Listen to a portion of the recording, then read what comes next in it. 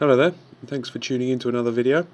This one's going to be a short pickup video. I bought some Spectrum games recently, some of them influenced by the Crash videos I did, because I saw a few games there, it reminded me of them, so I thought I'd try and see if I can pick them up if they were cheap enough, and indeed I managed to secure a few of them, plus a few other interesting ones that caught my eye. First up, we've got a game from Alternative Software called River Rescue, as you can see.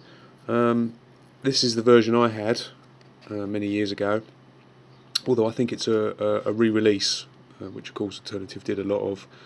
And this is a really neat game actually. I remember paying $1.99 for it back in the day and thinking it was really good value. As the name suggests, and the picture suggests, you're on a boat in a river and you're rescuing people, and there's lots of hazards as you can see as well, biplanes and crocodiles and such forth. So if we turn over, unfortunately the back, as was common in these days, doesn't have Spectrum screenshots, but I think they're only Commodore 64 screenshots, and to be honest the Spectrum version looks pretty good as well. This game was a fairly simple game. You controlled a boat that went across this river from left to right. You could go different speeds up and down the river. Coming from right to left were many obstacles such as logs, which took 3 shots to kill, or to destroy rather I should say, and crocodiles, which took 1 shot to kill.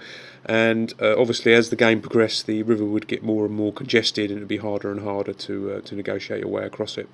Now the interesting thing about this game was it had a really cool risk and reward mechanic in that your job was to rescue scientists from this jungle, and every time you went past a pier, if you docked at the northern side or the southern side, I can't remember which way around it was, but if you docked at one side, a scientist would be rescued. He'd join your ship, and then when you docked on the other side, all the scientists that you had on board would disembark.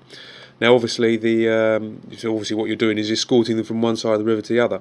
Now the more scientists you gather, the more points you get. So you could be laden with a load of scientists, but of course then if you hit a log or a crocodile or whatever, and then your ship sinks with all the scientists lost on board. So a real neat little risk-reward mechanic went on in this game, and although it wasn't anything too complex, for $1.99 I think it was a pretty good purchase. So I'm glad to finally get River Rescue again.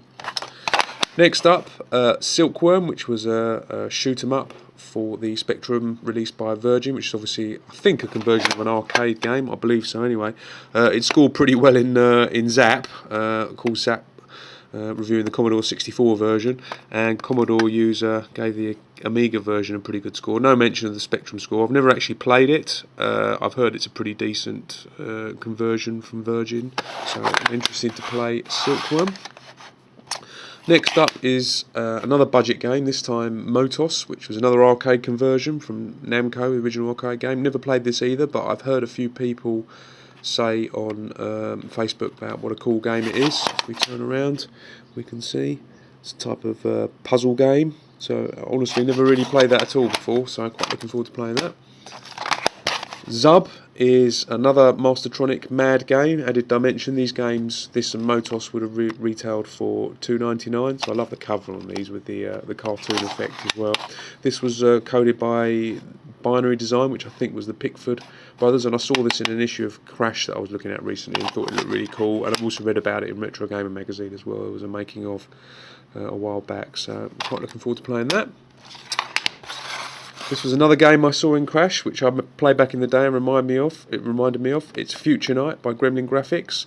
Now it got 76% in Crash, which I thought was a bit underscored really, because it's a really neat and quite nice looking platform adventure game, but it got criticised for not being very original, so fair enough I suppose. Crash levelling that criticism against it. It is just a platformer game, but it is quite a fun one as well.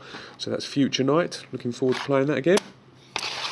And finally we have 4 Crash Smashes. Now this is a bit of an oddity. In the early days of compilations, so like in the mid-80s, a lot of companies would release compilations containing games not of their own making. So as you can see here, this is from Gremlin Graphics, and the games presented on this, which is obviously endorsed by Crash itself, are Digital Integration's Night Gunner, US Gold Spy Hunter, Dunderat by Gargoyle, and Ultimate to play the games Alien 8. So no games by Gremlin, but they marketed this, saw an opportunity, got the endorsement from Crash, and put out these. I think they did 2 or 3 of these compilations, and this was one of the, along with Beau Jolly's 10 Computer Hits. This was one of the first compilations I owned, and I spent a lot of time, in particular, playing Spy Hunter and Night Gunner.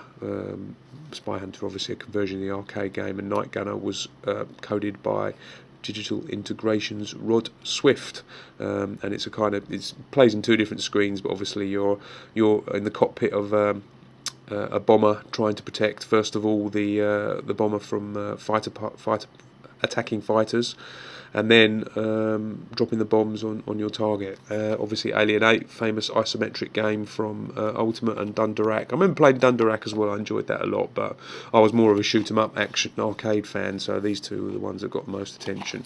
Inside there was 2 tapes, 1 side for each game, and lengthy instructions as well.